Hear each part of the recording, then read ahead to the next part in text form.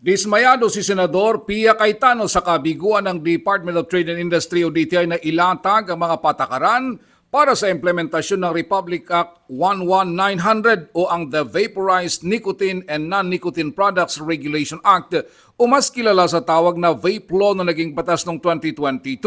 Sa hearing ng Senate Blue Ribbon Committee na kanyang pinamumunuan, patuloy na nakukuha ng Pilipinas ang Dirty Ashtray Award dahil sa kakulangan ng kontrol sa benta ng sigarilyo at vape sa bansa.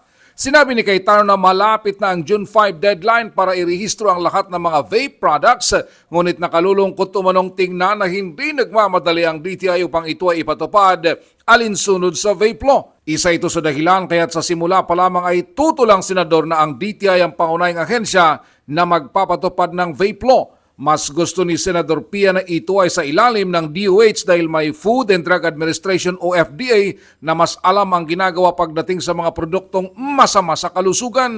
Nang sumalang sa confirmation hearing sa Commission Appointment o CA, si DTI Secretary Alfredo Pascual ay pinagsabihan na umano itong tutukan ng implementasyon ng vape law, ngunit hanggang ngayon ay wala pa rin nangyayari. Pinagsabihan ng DTI na kung hindi nila kayang gawin ang trabaho ay humingi sila ng tulong sa FDA. Dahil 2025 na ang full implementation ng batas, saka pa lamang hihingi ng budget ang DTI. Si Senador Pia Cayetano kasamang kapatid na si Senador Alan Peter Cayetano ay kilalang advocate laban sa paninigarilyo at paggamit ng vape.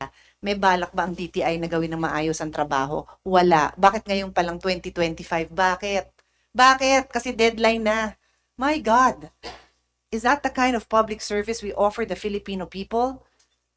You're supposed to be able to regulate those products by 2025 and then sa 2025 budget ka magre-request? Really? And I know it's not you. This is not personal, but I am informing DTI and the secretary no less at alam niya to. Nung in-appoint siya, sabi ko sa kanya, tutukan niya to. Sabi ko sa kanya, hindi siya capable na gawin to. Humingi siya ng tulong sa FDA. Sinabi ko na yon. Para sa MBC TV Network News, ito si Raymond Dadbas. Sama-sama tayo, Pilipino.